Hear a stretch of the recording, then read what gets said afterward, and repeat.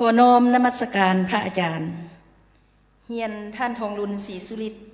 เลขาธิการใหญ่คณะบริหารงานศูนย์กลางพรรคประชาชนปฏิวัติลาวประธานประเทศแห่งสปป.ลาวที่เคารพนับถืออย่างสูงเฮียนท่านศาสตราจารย์ดร.ปริญญาเอกกี่แก้วไขคำพิทูลกรรมการกรมการเมืองศูนย์กลางพรรคประธานศูนย์กลางแนวลาวสร้างชาติ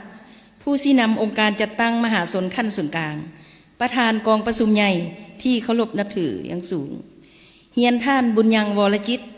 อดีตเลขาธิการใหญ่คณะบริหารงานศูนย์กลางพรรคอดีตประธานประเทศที่เคารพนับถืออย่างสูงบรรดาท่านการนำพรรครัฐ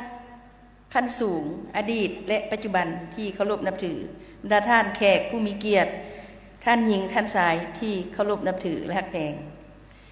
อิงตามกฎหมายว่าด้วยแนวลาวสร้างชาติเลขที่49/สพสลงวันที่20มิถุนายนปี2018หมวดที่6มาตรา30ว่าด้วยกองประชุมใหญ่ผู้แทนแนวลาวสร้างชาติทั่วประเทศอิงตามการตกลงเห็นดีของกรมการเมืองศูนย์กลางพรรคและคณะเลขาธิการศูนย์กลางพรรคว่าด้วยการกำหนดจำนวนผู้แทนแนวลาวสร้างชาติทั่วประเทศครั้งที่12ของพรรคครั้งที่12ครั้งวันที่21เมษายน2026ต่างหน้าคณะประธานกองประชุมใหญ่ข้าพเจ้าขอรายงานคุณลักษณะผู้แทนสมบูรณ์ที่เข้าร่วมกองประชุมใหญ่ผู้แทนแนวลาวสร้างชาติทั่วประเทศครั้งที่12คือดังนี้จำนวนผู้แทนและแขกรับเชิญเข้าร่วมกองประชุมใหญ่ผู้แทนแนวลาวสร้างชาติทั่วประเทศครั้งที่12มีทั้งหมด636ท่านหญิง136ท่านพระสงฆ์29องค์ในนี้มีแขกรับเชิญ258ท่านหญิง58ท่านจากอ้อมข้างศูนย์กลาง215ท่านศาสนา6ท่านสมาคมมูลนิธิ15ท่านและคู่ร่วมงานของศูนย์กลางแนวลาวสร้างชาติ22ท่านมีผู้แทนสมบูรณ์ทั้งหมด378ท่านนับทั้งผู้แทนภายในและผู้แทนที่มาจากต่างประเทศมีเพศหญิง78ท่านพระสงฆ์23องค์ตัวแทนศาสนา5ท่านคือศาสนาคาทอลิกศาสนาคริสต์จักรข่าวประเสริฐคริสต์จักรวันเสาร์และบาฮายศาสนาอิสลามศาสนาละ1ท่านผู้แทนคนเสื้อชาติลาวอยู่ต่างประเทศ12ท่านหญิง2ท่านคือจากประเทศฝรั่ง3ท่านจากประเทศสหรัฐอเมริกา4ท่านแคนาดา1ท่านออสเตรเลีย1ท่านอังกฤษ1ท่านญี่ปุ่น1ท่านและจากประเทศนิวซีแลนด์1ท่านในจำนวนผู้แทนสมบูรณ์378ท่านได้มีกรรมการศูนย์กลางแนวลาวสร้างชาติสมัยที่11ที่สืบโตสมัคร107ท่านหญิง27ท่านพระสงฆ์12องค์และมีผู้ที่บ่สืบโตสมัคร128ท่านหญิง22ท่านพระสงฆ์3องค์ผู้แทนเป้าหมายใหม่143ท่านหญิง28ท่านพระสงฆ์8องค์ผู้แทนสมมุติทั้งหมดนั้นล้วนแต่แม่นตัวแทนให้แก่การจัดตั้งการเมืองการจัดตั้งการเมืองสังคมการจัดตั้งสังคมและบุคคลที่เป็นตัวแทนให้แก่สันคนชนเผ่าศาสนาเพศวัยซึ่งมาจาก21ชนเผ่าในจำนวน50ชนเผ่าของสปป.ลาวพวกเราแยกตาม4หมวดภาษาคือชนเผ่าในหมวดภาษาลาวไตมี309ท่านรวม 81.75 ส่วนหอยชนเผ่าในหมวดภาษามอญเขมรมี32ท่านรวม 8.47 ส่วนหอยชนเผ่าในหมวดภาษามงอิวเมียนมี31ท่านรวม 8.2 ส่วนหอยและชนเผ่าในหมวดภาษาจีนติเบตมี6ท่านรวม 1.58 ส่วนหอยโครงประกอบผู้แทนสมบูรณ์มาจากโครงเขตต่างๆคือดังนี้ตัวแทนจากโครงเขตพรรคมี5ท่าน ตัวแทนจากสภาแห่งชาติสภาประชาชนมี17ท่านตัวแทนจากอพสศูนย์กลางและบรรดาแขวง23องค์ตัวแทนจากกระทรวงองค์การ14ท่านตัวแทนจากบรรดาองค์การจัดตั้งมหาชนขั้นศูนย์กลางและบรรดาแขวง22ท่านตัวแทนจากพนักงานจากของศูนย์กลางแนวราวสร้างชาติอยู่ศูนย์กลางและท้องถิ่นมี65ท่านตัวแทนผู้ทรงคุณวุฒิและนักเรียนรู้ปัญญาชนมี106ท่านตัวแทนจากบรรดาองค์การจัดตั้งสังคมมูลนิธิมี12ท่านตัวแทนจากนักธุรกิจรัฐวิสาหกิจและวิสาหกิจเอกชนมี100ท่านตัวแทนจากคนเชื้อชาติลาวอยู่ต่างประเทศมี12ท่านตัวแทนจากนักศิลปินมี2ท่านในจำนวนผู้แทน378ท่านนั้นเป็นสมาชิกพรรคประชาชนปฏิวัติลาว203ท่านและผู้ที่บ่แม่นสมาชิกพรรคมี175ท่านแยกด้านอายุเกษียณผู้ที่มีอายุสูงสุด93ปีผู้ที่มีอายุต่ำสุด36ปีและอายุเฉลี่ยของผู้แทนสมบูรณ์มีแม่น65ปีแยกระดับการศึกษาสามัญและระดับวิชาเฉพาะ1ระดับการศึกษาสามัญชั้นประถม6ท่านชั้นมัธยมต้นมี22ท่านชั้นมัธยมปลาย350ท่านระดับวิชาเฉพาะชั้นต้น11ท่านชั้นกลาง27ท่านชั้นสูง49ท่านปริญญาตรี148ท่านปริญญาโท67ท่านและปริญญาเอก23ท่านระดับทฤษฎีชั้นบำรุง15ท่านชั้นต้น21ท่านชั้นกลาง14ท่านชั้นสูง147ท่านและบ่ทันได้ผ่านทฤษฎีมี181ท่าน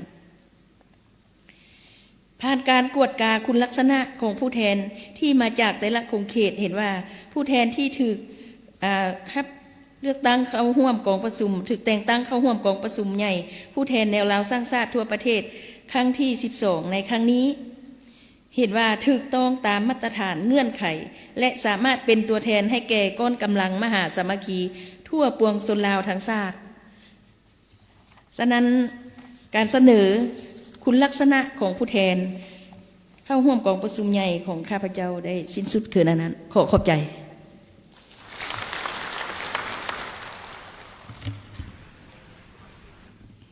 ผู้แทนกองประชุมใหญ่ที่นับถือพวกเราได้ฟังการเสนอเกี่ยวกับคุณลักษณะของผู้แทนกองประชุมใหญ่แล้วสหายใดยังอยากมีคำเห็นยังบ่ที่กองประชุมให้กองประชุมพิจารณา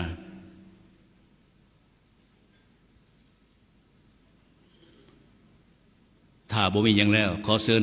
ผู้แทนกองประชุมใหญ่หับห้องเอาและตบมือหับห้องเอาขอเชิญ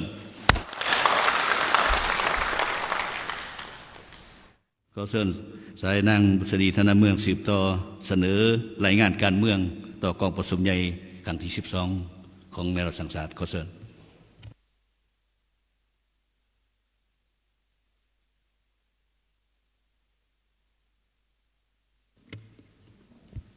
อีกทีหนึ่งขอเฮียนคณะประธานกองประชุมใหญ่เฮียนบรรดาท่านการนำพรรครัฐที่เคารพนับถืออย่างสูงผู้แทนและแขกที่มีเกียรติที่นับถือและแพงโดยได้รับการมอบหมายจากคณะประธานกองประชุมใหญ่ต่างหน้าคณะประธานกองประชุมข้าพเจ้าขอเสนอห้างรายงานการเมืองต่อกองประชุมใหญ่ผู้แทนแนวราวสร้างชาติทั่วประเทศครั้งที่12คือดังนี้เนื้อในรายงานการเมืองประกอบด้วย2ภาคหรือภาคที่1มันตีราคาการจัดตั้งปฏิบัติมติกองประชุมใหญ่ผู้แทนแนวราวสร้างชาติทั่วประเทศครั้งที่11และภาคที่2เป็นทิศทางหน้าที่คาดหมายสู้สนแต่ปี2026ถึงปี2030ซึ่งกองประชุมใหญ่ผู้แทนแนวราวสร้างชาติทั่วประเทศครั้งที่12ได้ดำเนินภายใต้คำขวัญยกสูงบทบาทของแนวราวสร้างชาติสู่คุณภาพใหม่เสริมสร้างมหาสามัคคีและเต้าโฮมกำลังแหงสังรวมของทั่วปวงชนลาวทั้งชาติเข้าในการสร้างเศรษฐกิจเอกราชเป็นเจ้าตนเอง เนื้อในละเอียดของห้างรายงานการเมืองมีดังนี้ภาคที่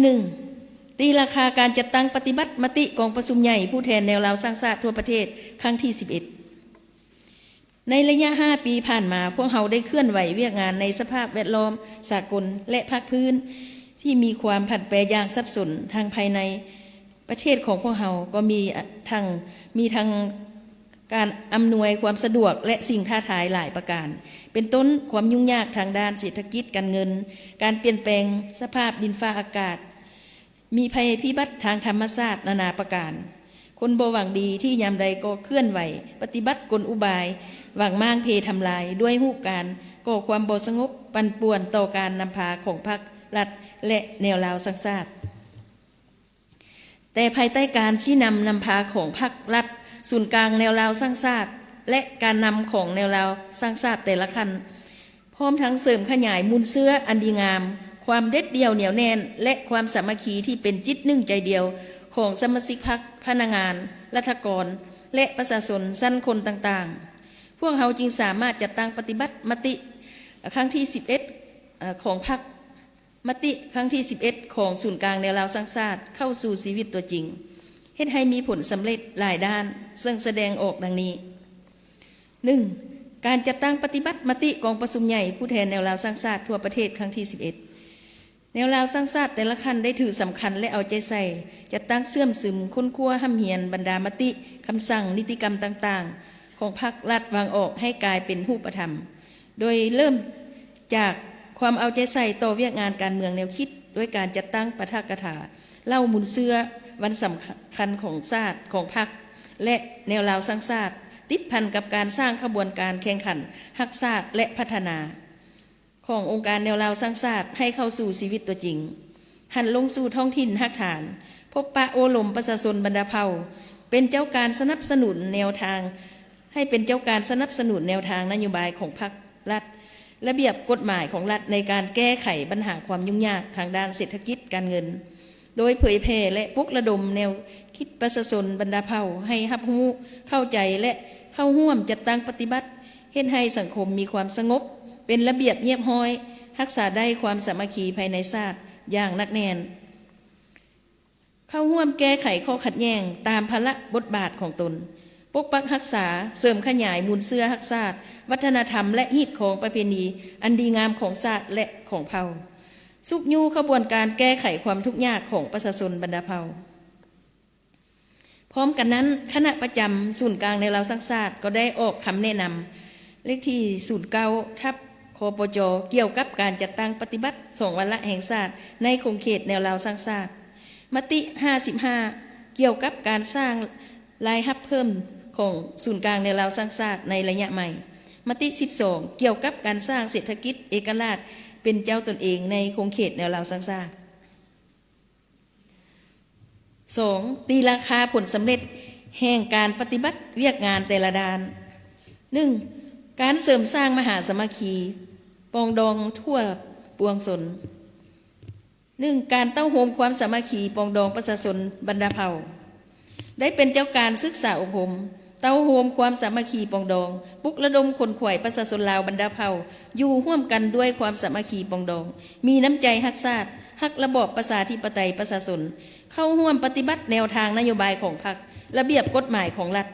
ประกอบส่วนปกปักรักษาและเสริมขยายมูลเสื้อวัฒนธรรมฮีตของประเพณีอันดีงามของชาติของเผ่าสุกยูขบวนการสร้างครอบครัวบ้านและเมืองสามัคคีปองดองติดพันกับการแก้ไขความทุกข์ยากฮอดปี2025สร้างครอบครัวสามัคคีปองดองได้9,775,442 ครอบครัวเท่ากับ 66.83 ส่วนน้อยสร้างบ้านสามัคคีปองดองได้ 6,210 บ้านเท่ากับ 73.91 ส่วนน้อยและฮับหองเมืองจัดตั้งปฏิบัติขบวนการสามัคคีปองดองได้107เมืองเท่ากับ 72.30 ส่วนน้อย 2. การเต้าโฮมความสามัคคีปองดองบรรดาศาสนาศึกษาอบรมให้ประชาชนในการเชื่อถือและบ่เชื่อถือศาสนาที่บ่ขัดกับกฎหมายบนพื้นฐานความสมัครใจ สมทบกับบรรดาองค์การจัดตั้งศาสนาศึกษาอบรมบรรดาชาวสนิกชนให้เป็นพลเมืองดีและปฏิบัติพันธะของพลเมืองให้ถูกต้องมีความเข้าอกเข้าใจกันระหว่างศาสนาและระหว่างศาสนิกชนด้วยกันเสริมสร้างความปรองดองอยู่ร่วมกันโดยสันติและร่วมกันสร้างสาพัฒนาประเทศชาติจัดฝึกอบรมพบปะและแนะนำการดำเนินพิธีกรรมต่างๆให้ถูกต้องตามหลักศีลธรรมศาสนาต่างๆถูกกับกฎหมายและฮีดคองประเพณีสมทบกับภาคส่วนเกี่ยวข้องแก้ไขปัญหาที่เกิดขึ้นกับศาสนาได้จำนวนหนึ่ง 3. การเต้าโฮมความสามัคคีสั้นคนและการจัดตั้งสังคมศึกษาอบรมบรรดาสั้นคนและองค์การจัดตั้งสังคมให้มีน้ำใจเสียสละฮักษาฮักบันเกิดเมืองนอนเสริมขยายบทบาทในการปฏิบัติสิทธิและหน้าที่ของตนให้ถูกต้องและสอดคล้องปลุกระดมกำลังแหงและทุนหอนเข้าร่วมการจัดตั้งปฏิบัติแผนพัฒนาเศรษฐกิจสังคมเสริมสร้างพันธภาพกรรมกรชาวเกษตรกรและนักเรียนรู้ปัญญาชนตั้งหน้าทำมาหากินประกอบอาชีพให้ถูกต้องสอดคล้องกับระเบียบกฎหมายคนครัวสร้างตั้งสหพันธ์ชาวเกษตรกรลาวเก็บกำข้อมูลบรรดาสั้นคนและการจัดตั้งสังคมพร้อมทางปลุกระดมเขาเจ้าประกอบส่วนเข้าในการพัฒนาสังคมช่วยเหลือมนุษยธรรมและอื่นๆได้เป็นอย่างดี 4. การเต้าโฮมความสามัคคีคนลาวอยู่ต่างประเทศและ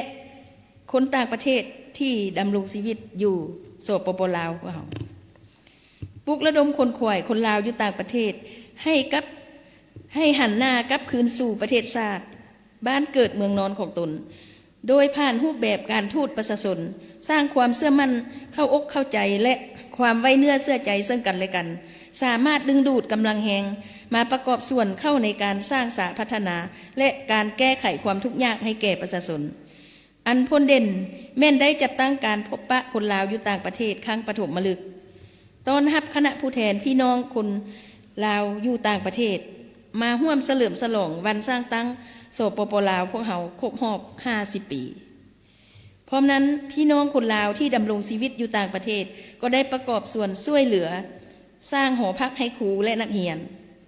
มอบผ้าห่มเครื่องกันหนาวและอุปกรณ์การศึกษามอบเครื่องช่วยเหลือผู้ทุกข์ยากและช่วยผู้ประสบภัยน้ำท่วมและอื่นๆได้ค้นคว้าสร้างตั้งสโมสรพี่น้องลาวอยู่ต่างประเทศที่กลับมาดำรงชีวิตอยู่สปป.ลาว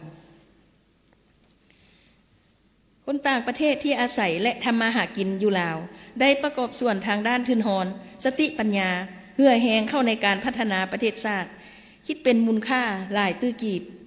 และสร้างความสามัคคีฮักแพงกับประชาชนลาว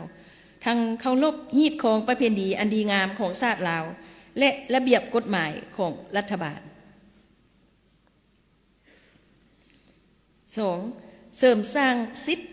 เสริมขยายสิทธิประชาธิปไตยปกป้องสิทธิผลประโยชน์อันชอบธรรมและติดตามกวดกาเก็บกำเสียงสะท้อนของประชาชนเสริมขยายสิทธิประชาธิปไตยและสิทธิเป็นเจ้าของประชาชนในการเก็บกำหางเสียงคำเสนอของประชาชนผู้ประกอบการและสันคนต่างๆเพื่อนำเสนอต่อคณะพรรคองค์การปกครองในแต่ละขั้นให้ได้รับการแก้ไขให้ดีขึ้นติดตามกวดกาการเคลื่อนไหวของสภาแห่งชาติสภาประชาชนขั้นแขวงสมาชิกสภาและติดตามการปฏิบัติหน้าที่ของคงเขตตุลาการรัฐบาลและพนักงานรัฐกรโดยผ่านเสียงก็คือคำเสนอของประชาชนโดยผ่านเสียงเสนอก็คำเสนอของประชาชนบรรดาเผ่าตามภาระบทบาทสิทธิและหน้าที่ที่ได้กำหนดไว้รับคำห้องคำเสนอจำนวน81ฉบับพร้อมทางนำส่งให้องค์การจัดตั้งที่เกี่ยวข้องพิจารณาแก้ไขเป็นส่วนใหญ่สุกยูประชาชนบรรดาเผ่าประกอบคำคิดคำเห็นต่อการปรับปรุงก่อสร้างพรรคสร้างความเชื่อมั่นต่อพรรคและปกป้องพรรคโฆษณาปลุกระดมประชาชนบรรดาเผ่าเข้าร่วมใช้สิทธิ์ของตนในการเลือกตั้งองค์การปกครองขั้นบ้านเข้าร่วมเลือกตั้งสมาชิกสภาแห่งชาติสุทธิสิทธิ์พร้อมกันนั้นยังได้สุกยูองค์การปกครองบ้านปรับปรุงหน่วยไกลเกลี่ยอยู่ขั้นบ้านโดยประธานแนวโฮมบ้านเป็นหัวหน้าซึ่งสามารถแก้ไข ได้ความคัดข้องหมองใจของประชาชนและปรากฏการณ์ย่อท้อที่เกิดขึ้นในสังคมให้ลดน้อยถอยลงเทื่อละกาว 3. การปลุกระดมคนขวายประชาชนเข้าร่วมขบวนการแข่งขันรักษาและพัฒนาได้เอาใจใส่การหันลงรากฐานสนิทติดพันกับประชาชนอยู่คงเขตชนบทห่างไกลโศกหลีกแก้ไขข้อขัดแย้งต่างๆที่เกิดขึ้นปลุกระดมคนขวายประชาชนเข้าร่วมจัดตั้งปฏิบัติบรรดามติคำสั่งของพรรคระเบียบกฎหมายของรัฐเข้าร่วมขบวนการฮักบันเกิด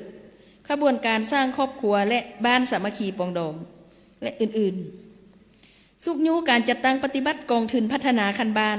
กองทุนสามัคคีและพัฒนาแนวลาวสร้างชาติได้รับการประกอบส่วนในการสร้างเวียกเฮ็ดงานทำและการแก้ไขความทุกข์ยากของประชาชนอันพ้นเด่นได้ปลุกระดมสังคมช่วยเหลือสร้างหอพักให้ครูและนักเรียนอยู่แขวงหัวพันอุดมไซพงศลีและแขวงจำปาสักสร้างหอสมุดอยู่แขวงสวรรณเขตแขวงหัวพันสร้างสวนบรรดาเผ่าและสร้างวัดพระธาตุแก้วอยู่นครหลวงเวียงจันทร์สร้างวัดอยู่บ้านถ้ำไซแขวงเชียงขวางสร้างน้ำลินบุกเฮือนอยู่แขวงพงศลีสร้างเส้นทางอยู่เมืองกวนแขวงหัวพันสร้างตั้งมูลนิธิสามัคคีและพัฒนาของในลาวสร้างชาติปลุกระดมนักธุรกิจทางภายในและต่างประเทศบรรดาการจัดตั้งสังคมประกอบส่วนช่วยเหลือประชาชนผู้ทุกข์ยากด้อยโอกาสผู้ที่ได้รับผลกระทบจากภัยพิบัติธรรมชาติและอื่นๆเป็นมูลค่าหลายกว่า58ตื้อกีบจัดตั้งปาฐกถาวันสำคัญต่างๆของพรรคของศาสตร์และเผยแผ่เอกสารมูลเสื้อของพรรคของศาสตร์รวม47ครั้งมีผู้เข้าร่วมทั้งหมด 7,050 เทื่อคนนำพาแขกภายในและต่างประเทศเข้าเที่ยวชมและทัศนศึกษาห่อมูลเสื้อแนวลาวสร้างชาติ68ครั้งจำนวน 1,931 เทื่อคนโฆษณาเผยแผ่ผลงานผลสำเร็จแห่งการเคลื่อนไหวของศูนย์กลางแนวลาวสร้างชาติและแนวโฮมแต่ละขั้นผ่านสื่อต่างๆ 4. การพัวพันร่วมมือกับภาคีและกระทรวงองค์การได้ปฏิบัติภาระบทบาทเป็นใจกลางร่วมกับองค์การจัดตั้งในระบบการเมืององค์การจัดตั้งการเมืองสังคมบุคคลนิติบุคคลสั้นคนในสังคมในการผันขยายและจัดตั้งปฏิบัติมติกองประชุมใหญ่ครั้งที่11ของพรรคมติกองประชุมใหญ่ครั้งที่11ของแนวลาวสร้างชาติปลุกระดมบรรดาองค์การจัดตั้งสังคมบุคคลนิติบุคคลประกอบส่วนอย่างตั้งหน้าเข้าในการปฏิบัติแนวทางนโยบายของพรรคกฎหมายแผนพัฒนาเศรษฐกิจสังคมและการแก้ไขความทุกข์ยากของประชาชนบรรดาเผ่าอยู่ท้องถิ่นเซ็นบทบันทึกร่วมมือกับองค์การภาคีและกระทรวงจำนวนหนึ่งอันที่พ้นเด่นแม่นได้ร่วมมือกับกระทรวงการเงินในการปลุกระดมสุกยูการเก็บรายรับเข้างบประมาณของรัฐได้ลื่นคาดหมายในปี 2024 สุกยูขบวนการสร้างกองทุนเพื่อช่วยเหลือแก้ไขความทุกข์ยากของประชาชนซึ่งฮอดปัจจุบันมี3ประเภทกองทุนในปี 2025 กองทุนสามัคคีติดพันกับการแก้ไขความทุกข์ยากของแนวลาวสร้างชาติร่วมกับกลุ่มบริษัทพงสวรรค์มี25กองทุนมีทุน100ตื้อกว่ากีบกองทุนพัฒนาคันบานมี58กองทุน 66.5 ตื้อกีบ 5. เวียกงานค้นคว้านโยบายและสร้างความเข้มแข็งในเวียกงานแนวโฮมได้สำเร็จค้นคว้าและสร้างปึ้มคู่มือฝึกอบรมระยะ45วันเวียกงานแนวโฮมสร้างตั้งสภาวิทยาศาสตร์ค้นคว้าเวียกงานแนวโฮมคณะที่ปรึกษาและคู่ร่วมงานเวียกงานค้นคว้าวิทยาศาสตร์แนวโฮมค้นคว้าเขียนบทวิทยาศาสตร์และจัดพิมพ์ปึ้มพักนำพาเต้าโฮมความสามัคคีเป็นปึกแผ่นทั่วปวงชนลาวทั้งชาติแนวคิดไกรสอนพรหมวิหารเกี่ยวกับการเต้าโฮมความสามัคคีปองดองและสรุป40ปีแห่งการเปลี่ยนแปลงใหม่ของพรรคต่อเวียกงานแนวโฮมจัดพิมพ์ปึ้มคำศัพท์เวียกงานแนวลาวสร้างชาติพร้อมกันนั้นยังได้ปฏิบัตินโยบายต่อกรรมการศูนย์กลางแนวลาวสร้างชาติที่ได้เสียสละชีวิตในระยะผ่านมาจัดฝึกอบรมเพื่อสร้างความเข้มแข็งให้พนักงานหลักแหล่งอยู่ขั้นศูนย์กลางและท้องถิ่นจำนวน40ครั้ง6เวียกงานการทูตประชาชน ได้ปฏิบัติบทบันทึกการพัวพันร่วมมือกับองค์การแนวโฮมประเทศชาติเวียดนามคณะโฆษณาศึกษาและขนขวายประชาชนศูนย์กลางพรรคคอมมิวนิสต์เวียดนามกระทรวงชนเผ่าและศาสนาของเวียดนามสภาที่ปรึกษาการเมืองทั่วประเทศจีนด้วยรูปการพบปะเยี่ยมยามแลกเปลี่ยนบทเรียนคณะผู้แทนขั้นสูงคณะวิชาการและฝึกอบรมพัวพันร่วมมือกับคณะกรรมการป้องกันการปฏิวัติกูบาและสมาคมมิตรภาพของสหพันธ์รัสเซียเพื่อสร้างความสามัคคีและช่วยเหลือซึ่งกันและกันอันที่พลเด่นแม่นได้จัดกองประชุมเสริมสร้างชายแดนสันติภาพมิตรภาพและการพัฒนาลาวเวียดนามครั้งที่8ลาวกัมพูเชียครั้งที่3และกองประชุม3องค์การแนวโฮมลาวเวียดนามกัมพูเชียพร้อมนั้นยังได้ต้อนรับการเข้าพบและเยี่ยมคำนับจากบรรดาทูตตานุทูตต่างประเทศองค์การจัดตั้งสากลต่างๆและทรงสารอวยพรถึงบรรดาประเทศเพื่อนมิตรเนื่องในโอกาสวันสำคัญต่างๆสั่งรวมแล้วแนวลาวสร้างชาติยามใดก็ได้เสริมขยายทัดแท้ปฏิวัติของตนอย่างเสมอต้นเสมอปลายเป็นผู้ถือคันธุงนำหน้าในการเต้าโหมก้อนกำลังมหาสามัคคีในวงคณะญาติแห่งชาติประกอบส่วนอันใหญ่หลวงเข้าในการบูรณะระบอบประชาธิปไตยประชาชนเป็นผู้ปลุกระดมศึกษาอบรมทุกสันคนทุกชนเผ่าศาสนาและทุกเพศวัยให้มีน้ำใจฮักชาติฮักระบอบประชาธิปไตยประชาชนเข้าร่วมติดตามกวดกาและให้คำปรึกษาหารือในการแก้ไขปัญหาต่างๆที่เกิดขึ้นในสังคมอย่างเป็นเจ้าการปลุกระดมคนขวายประชาชนสั้นคนต่างๆเข้าร่วมขบวนการแข่งขันฮักชาติและพัฒนาขบวนการสร้างครอบครัวและบ้านสามัคคีปองดองอย่างเป็นขบวนกว้างขวางเฮ็ดให้ประเทศชาติที่แสนฮักของพวกเขามีเสถียรภาพทางด้านการเมืองอย่างหนักแน่นสังคมมีความสงบประชาชนมีความสามัคคีปองดองเป็นระเบียบเรียบร้อยโดยพื้นฐานเศรษฐกิจได้รับการพัฒนาขยายตัวอย่างต่อเนื่องสังคมได้รับการพัฒนาและมีชีวิตชีวาดีขึ้นกว่าเก่าความทุกข์ยากของประชาชนได้รับการแก้ไขให้ลดลงในแต่ละปีเฮ็ดให้ประเทศของพวกเขามีโฉมหน้าใหม่อย่างบ่หยุดยั้งและมีบทบาทอันสำคัญในเวทีสากลและภาคพื้นอย่างกว้างขวางสูงเด่นขึ้นผลสำเร็จดังกล่าวนั้นได้มาย้อนสาเหตุต้นตอคือดังนี้ 1. ย้อนได้รับการชี้นำอย่างใกล้ชิดจากกรมการเมืองศูนย์กลางพรรคคณะเลขาธิการศูนย์กลางพรรคซึ่งแสดงออกในมติต่างๆของพรรครัฐธรรมนูญกฎหมายและคำโอลมชี้นำของสหายเลขาธิการใหญ่ต่อกองประชุมและวันสำคัญต่างๆของแนวลาวสร้างชาติ 2. ย้อนการยกสูงความรับผิดชอบของคณะประจำคณะกรรมการแนวลาวสร้างชาติคณะที่ปรึกษาและคู่ร่วมงานและพนักงานรัฐกรของแนวลาวสร้างชาติทุกขั้นต่อสิทธิและหน้าที่ของตนและการเป็นแบบอย่างนำหน้าจัดตั้งปฏิบัติให้ปรากฏผลเป็นจริงในหลายด้าน 3. คณะพรรคองค์การปกครองแต่ละขั้นได้เอาใจใส่ศึกษาอบรมการเมืองแนวคิดให้แก่ประชาชนบรรดาเผ่าสั้นคนในสังคมเป็นปกติต่อเนื่องแม้นสร้างความรู้ที่ถูกต้องต่อแนวทางนโยบายของพรรคสร้างความเชื่อมั่นต่อการนำพาของพรรคต่อแนวทางนโยบายของพรรคระเบียบกฎหมายของรัฐและให้การสนับสนุนเข้าร่วมจัดตั้งปฏิบัติคาดหมายของมติคาดหมายของแผนการที่วางไว้อย่างเป็นขบวนกว้างขวาง 4. การย้อนได้รับการประกอบส่วนและสนับสนุนของบรรดากระทรวงองค์การจัดตั้งสากลการจัดตั้งสังคมและประเทศเพื่อนมิตรยุทธศาสตร์ประเทศใกล้เคียงและการร่วมมือของประชาชนสั้นคนต่างๆในสังคมจึงเฮ็ดให้การเคลื่อนไหวจัดตั้งปฏิบัติเวียกงานแนวโฮมได้รับผลสำเร็จตามคาดหมายที่วางไว้เฮียนบรรดาท่านผู้แทนแขกที่มีเกียรติที่นับถือและแพงไปเคียงคู่กับผลงานที่ญาติมาได้นั้นพวกเราก็ยังมีบางด้านที่เป็นข้อคงค้างจำนวนหนึ่งที่จะต้องได้เอาใจใส่คือดังนี้ 1. ความรับรู้เข้าใจของกรรมการพนักงานรัฐกรที่เฮ็ดเวียกแนวโฮมจำนวนหนึ่งต่อแนวทางนโยบายมติคำสั่งและระเบียบกฎหมายของพรรคของรัฐยังบ่ทันลึกซึ้ง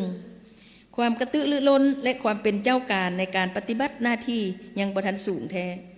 ความรับรู้ความเข้าใจขององค์การจัดตั้งภาครัฐและสังคมจำนวนหนึ่งต่อเวียกงานแนวโฮมบ่ทันลึกซึ้งเฮ็ดให้การประสานงานบ่ทันกลมเกลียวกันและมีความยุ่งยาก 2. การจัดตั้งของแนวราวสร้างชาติอยู่บางบ่อนยังบ่ทันเข้มแข็งการจัดตั้งปฏิบัติตามภาระบทบาทสิทธิและหน้าที่ของตนยังบ่ทันเต็มส่วนและหนักแน่นรูปการวิธีการและเนื้อในการเคลื่อนไหวบ่ทันแท้ตัวจริงการดึงดูดมหาชนเข้าร่วมจัดตั้งปฏิบัติคาดหมายของมติยังบ่ทันเป็นขบวนกว้างขวางทั่วถึงบ่ทันแท้ถึงกับจุดพิเศษของแต่ละเป้าหมายเท่าที่ควร 3. การนำพาชี้นำของคณะพรรคและองค์การปกครองท้องถิ่นบางบ่อนยังถือเบาและบ่เอาใจใส่ต่อเวียกงานแนวโฮมยังชี้นำแบบรวมๆขาดความเอาใจใส่ที่ลึกซึ้ง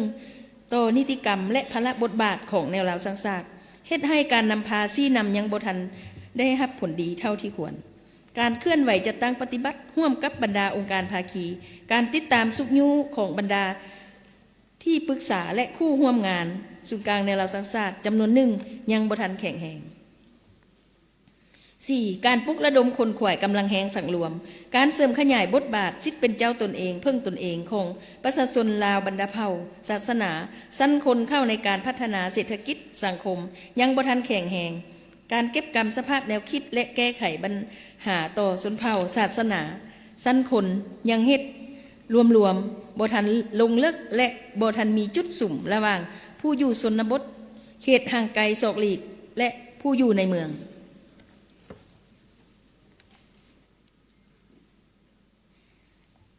สาเหตุที่พาให้มีจุดอ่อนและข้อคงค้างถึงว่าได้เอาใจใส่ศึกษาห่วมการเมืองแนวคิดการโฆษณาเผยแผ่แนวทางนโยบายของพรรคมติคำสั่งและกฎหมายของรัฐโดยเฉพาะการผันขยายมติครั้งที่11ของพรรคมติครั้งที่11ของแนวราวสร้างชาติด้วยหลายรูปการวิธีการแต่ความรับรู้เข้าใจของกรรมการพนักงานรัฐกรที่เฮ็ดเวียกงานแนวโฮมจำนวนหนึ่งยังบ่ทันลึกซึ้งเท่าที่ควรการผันขยายเป็นอันละเอียดยังบ่ทันแท้ตัวจริงบ่ทันสอดคล้องกับความอาจสามารถเฮ็ดให้ประสิทธิผลยังบ่สูงเท่าที่ควรแบบแผนการนำพาและวิธีเวียกของคณะกรรมการศูนย์กลางในเราสังชาติจำนวนหนึ่งและของคณะนำพนักงานในการจัดตั้งแนวโฮมบางขั้นบางบ่อนยังบ่ไปตามหลักการที่กำหนดไว้ในกฎระเบียบและกฎหมายว่าด้วยในเราสังชาติจำนวนหนึ่งเว้าแบบรวมๆการนำพาเฮ็ดตัวจริงยังบ่ทันหลายการนำพาจัดตั้งปฏิบัติแผนการแผนงานโครงการในความรับผิดชอบของตนยังบ่ละเอียดและสอดคล้องกับสภาพตัวจริงการนำพาจัดตั้งปฏิบัติบ่ทันแข็งแรงความรู้ความสามารถในการปฏิบัติหน้าที่การเมืองของพนักงานนำพาคุ้มครองจำนวนหนึ่งในการจัดตั้งแนวราวสร้างชาติยังบ่ทันสามารถตอบสนองได้ตามความเรียกร้องต้องการของเวียกงานในเงื่อนไขใหม่จำนวนหนึ่งเห็นว่าความยุ่งยากจำนวนหนึ่งเห็นแต่ความยุ่งยากความอดทนบ่ทันสูงต่อความรับผิดชอบเท่าที่ได้รับการมอบหมาย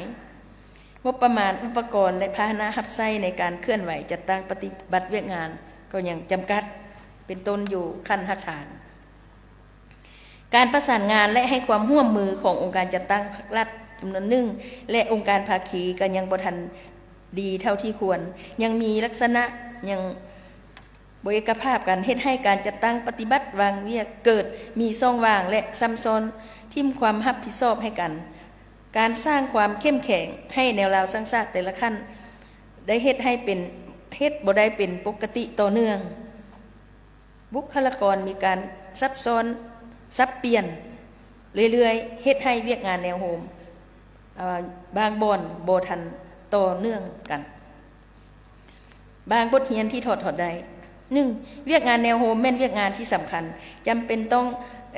สำคัญและจำเป็นของภารกิจปฏิวัติต่อสู้กู้ชาติในเมื่อก่อนก็คือในภารกิจปกปักรักษาและสร้างสรรค์ประเทศชาติในปัจจุบัน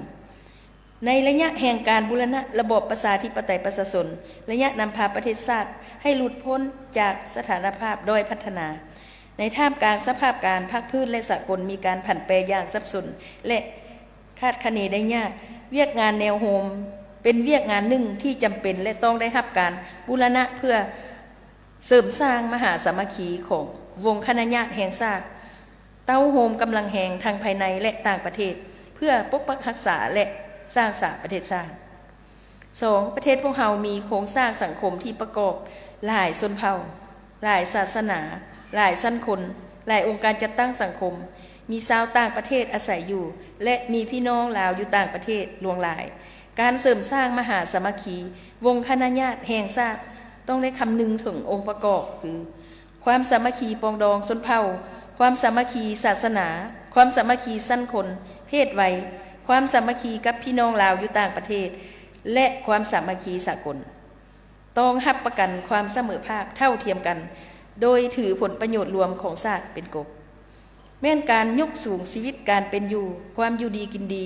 การแก้ไขความทุกข์ยากและความเลื่อมล้ำของประชาชนชั้นคนต่างๆในสังคม 3. คุณลักษณะของบุคลากรแนวราวสร้างชาติทั้ง3ระยะผ่านมาถึงจะมาจากหลายชั้นคน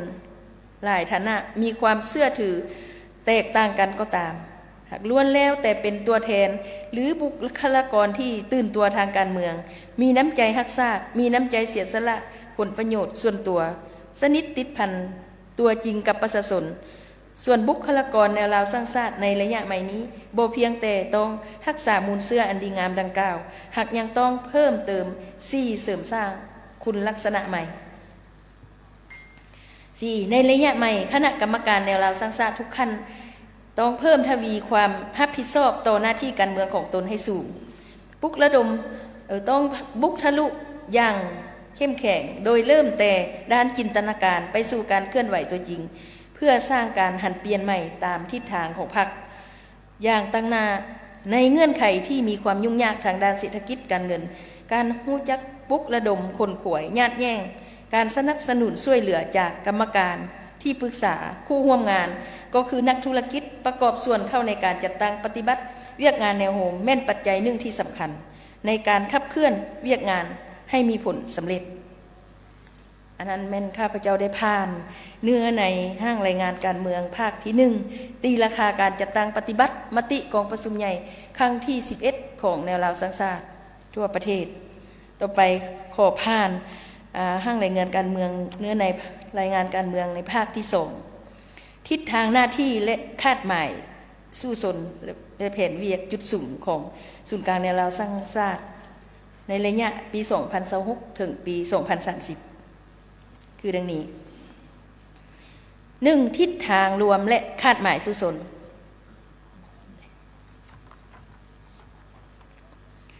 1. ทิศทางรวมจัดตั้งพันขยายทิศชี้นำของศูนย์กลางพรรคสมัยที่12ต่อเวียกงานแนวโฮม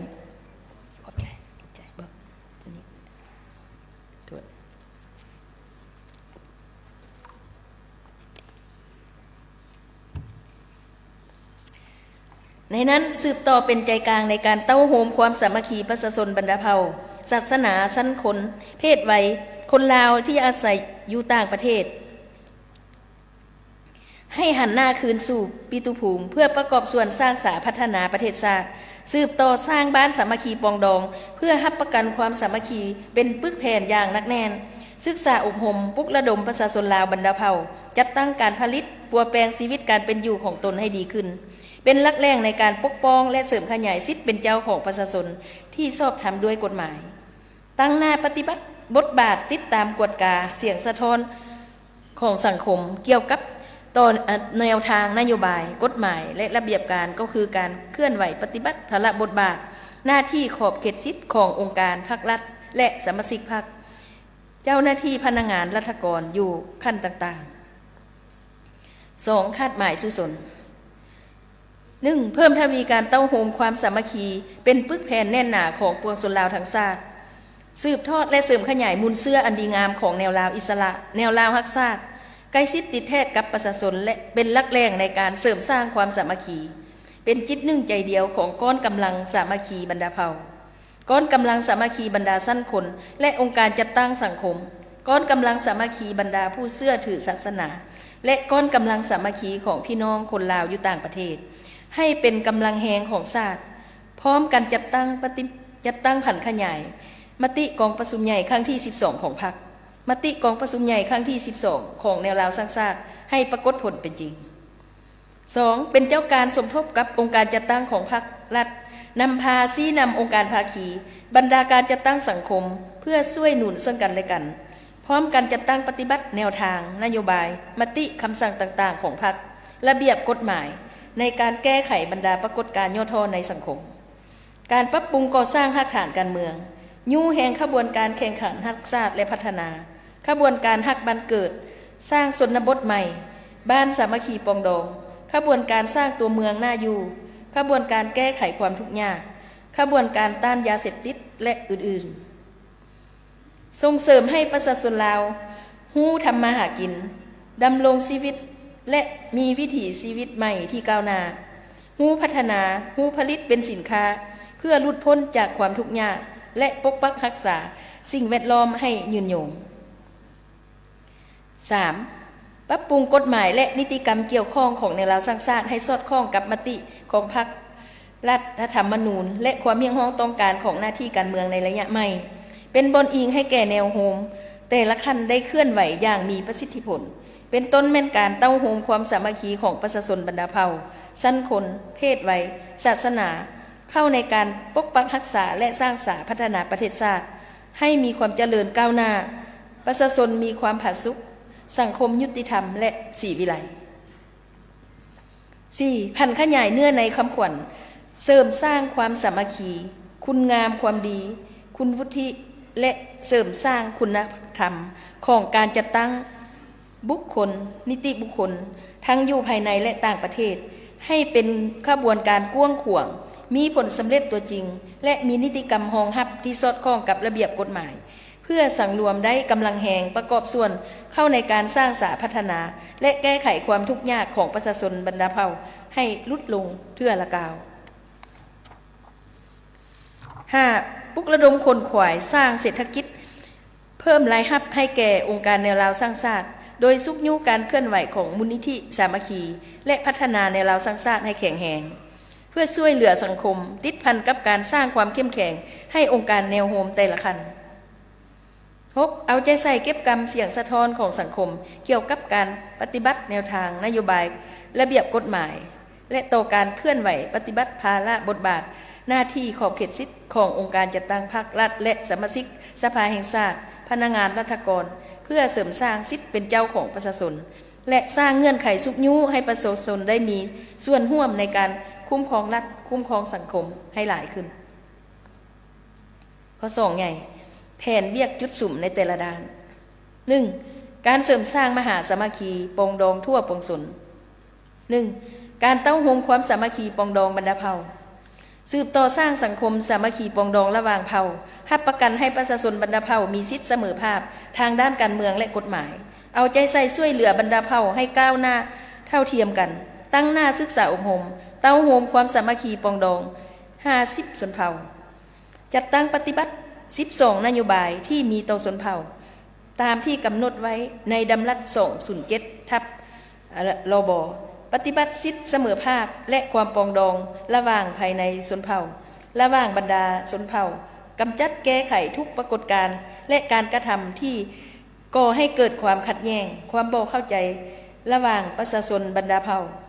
ปลุกระดมคนขวายประชาชนบรรดาเผ่าเข้าร่วมปฏิบัติแนวทางนโยบายของพรรคและระเบียบกฎหมายของรัฐเพื่อปกปักรักษาและเสริมขยายมูลเสื้อวัฒนธรรมฮีดคองประเพณีอันดีงามของชาติของเผ่าเข้าในการปกปักรักษาและสร้างสรรค์พัฒนาประเทศชาติสุกยูให้มีองค์การที่รับผิดชอบเฉพาะเวียกงานพัฒนาชนเผ่าและเสริมสร้างความสามัคคีโดยเริ่มจากการสร้างความสามัคคีปองดองภายในครอบครัวภายในบ้านภายในเมืองและภายในเผ่าระหว่างเผ่าให้หนักแน่นเด็ดเดี่ยวทับมากลอุบายของพวกกลุ่มคนบดีต่อระบบใหม่ของพวกเขาและพร้อมกันสร้างสรรค์พัฒนาให้มีความสงบและมีความเจริญก้าวหน้า 2. การเต้าโฮมความสามัคคีปองดองบรรดาศาสนาเอาใจใส่ปกป้องสิทธิเสรีภาพในการเชื่อถือหรือบ่เชื่อถือศาสนาของพลเมืองที่บ่ขัดกับกฎหมายเคารพและปกป้องการเคลื่อนไหวเวียกงานของทุกองค์การและศาสนา ตามกฎหมายสร้างความสามัคคีปรองดองกันระหว่างบรรดานักบวชนักสอนศาสนาและ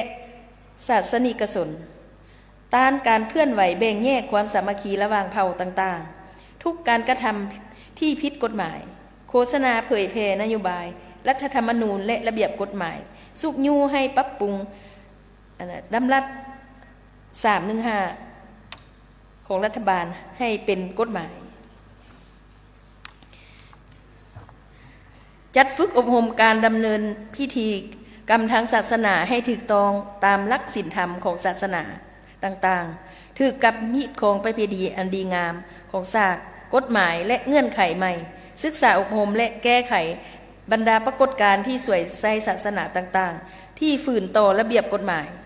เป็นการมั่งเพวัฒนธรรมฮีดของประเพณีอันดีงามของศาสตร์ของเผ่าปลุกระดมศาสนาต่างๆให้เคลื่อนไหวปฏิบัติระเบียบกฎหมายประกอบส่วนเข้าในการปกปักรักษาและสร้างสาพัฒนาประเทศชาติ 3. การเต้าโฮมความสามัคคีสั้นคนและการจัดตั้งสังคม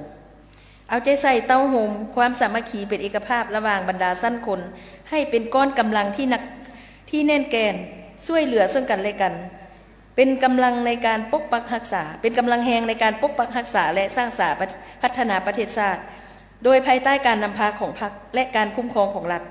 เก็บกำข้อมูลสถิติเกี่ยวกับสั้นคนในสังคมโดยลงเลือกค้นคว้าวิจัยเกี่ยวกับสาขาอาชีพและรายได้ของบรรดาสั้นคนโดยสมทบบรรดาองค์การที่เกี่ยวข้องเพื่อพัฒนาและนำใช้กำลังแหงของสั้นคนในสังคม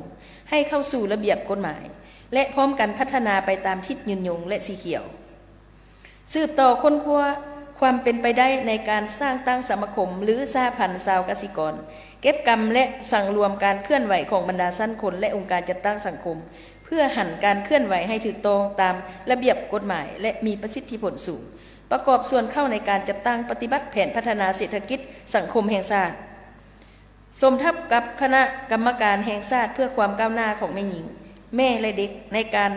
ศึกษาอบรมแม่หญิงและเด็กให้มีคุณสมบัติศีลธรรมปฏิบัติมีน้ำใจฮักชาติฮักระบอบประชาธิปไตยประชาชนฮักเกียรติศักดิ์ศรีของแม่หญิงลาวและฮูปกปักรักษาวัฒนธรรมและฮีดของประเพณีอันดีงามของชาติของเผ่าทางเอาใจใส่แก้ไขด้านย่อท่อข้อจำกัดต่อแม่หญิงและปกป้องสิทธิผลประโยชน์ของเขาเจ้า 4. การเต้าโฮมความสามัคคีคนลาวอยู่ต่างประเทศและคนต่างประเทศที่ดำรงที่อยู่สปป.ลาวเพิ่มทวีการเผยแพร่แนวทางแผนนโยบายของพรรคและระเบียบกฎหมายให้พี่น้องคนลาวอยู่ต่างประเทศได้รับรู้เข้าใจอย่างถูกต้องทันการและลึกซึ้งพร้อมกันนั้นปลุกระดมคนขวายและสร้างเงื่อนไขให้เขาเจ้ามีจิตใจฮักเสื้อแผงชาติฮักบ้านเกิดเมืองนอนและไว้หน้ามหาประเทศชาติบ้านเมืองของตนเพื่อพร้อมกันประกอบส่วนเข้าในการสร้างสาและพัฒนาประเทศชาติสืบต่อเสริมขยายผลของการพบปะคนลาวอยู่ต่างประเทศให้เป็นขบวนการมีบรรยากาศมีเนื้อในลึกซึ้งและมีความฮักแพงช่วยเหลือซึ่งกันและกันเอาใจใส่ปลุกระดมชาวต่างดาวชาวต่างประเทศที่ดำรงชีวิตทำมาหากินและปฏิบัติหน้าที่อยู่สปป.ลาวให้รับรู้เข้าใจและเคารพระเบียบกฎหมายวัฒนธรรมฮีดของประเพณีอันดีงามของชาติลาวและมีความสามัคคีกับประชาชนลาวบรรดาเผ่าประกอบส่วนเข้าในการปกปักรักษาและสร้างสาพัฒนาประเทศชาติ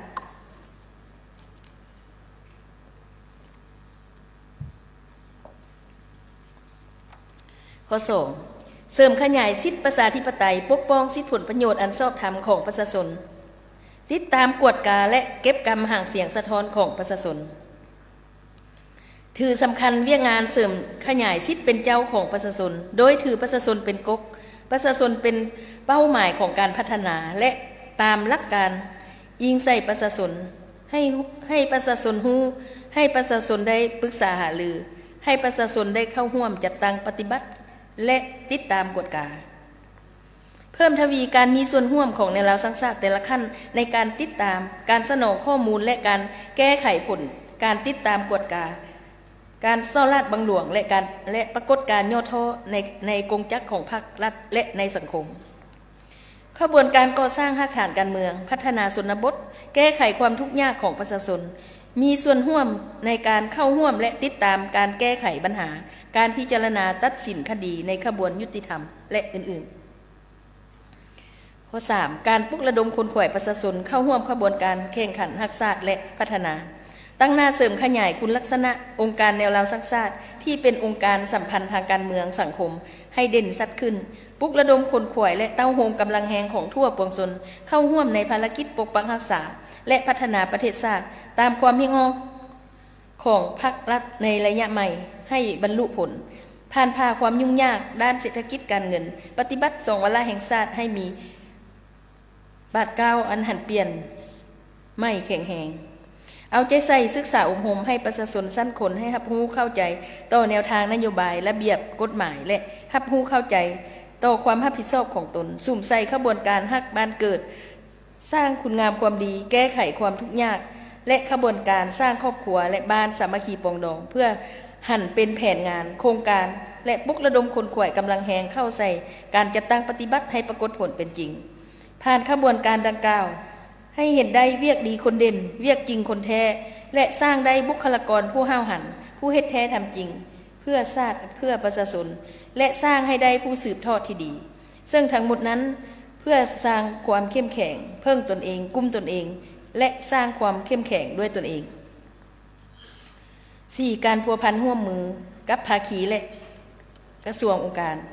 ตั้งหน้าปฏิบัติภาระบทบาทเป็นใจกลางร่วมกับบรรดาองค์การจัดตั้งการเมืององค์การจัดตั้งการเมืองสังคมองค์การจัดตั้งสังคมบุคคลนิติบุคคลสั้นคนในสังคมในการผันขยายและจัดตั้งปฏิบัติมติกองประชุมใหญ่ครั้งที่12ของพรรคมติกองประชุมใหญ่ครั้งที่12ของแนวราวสร้างชาติสุกยูการจัดตั้งปฏิบัติคำขวัญขององค์การตนและมติที่เซ็นร่วมกันผ่านมาระหว่าง5องค์การตามเนื้อใน4ร่วมให้มีผลสำเร็จสืบต่อประสานสมทบกับกระทรวงองค์การที่เกี่ยวข้องการจัดตั้งสังคมและองค์การภาคีเพื่อปลุกระดมสุกยูประชาชนบรรดาเผ่าสั้นคนในสังคมหัวหน่วยผู้ประกอบการปฏิบัติพันธะของตนให้ถูกต้องตามระเบียบกฎหมายและครบถ้วนเป็นต้นการปฏิบัติด้านเสียภาษีอากรเข้างบประมาณของรัฐให้บรรลุคาดหมายที่วางไว้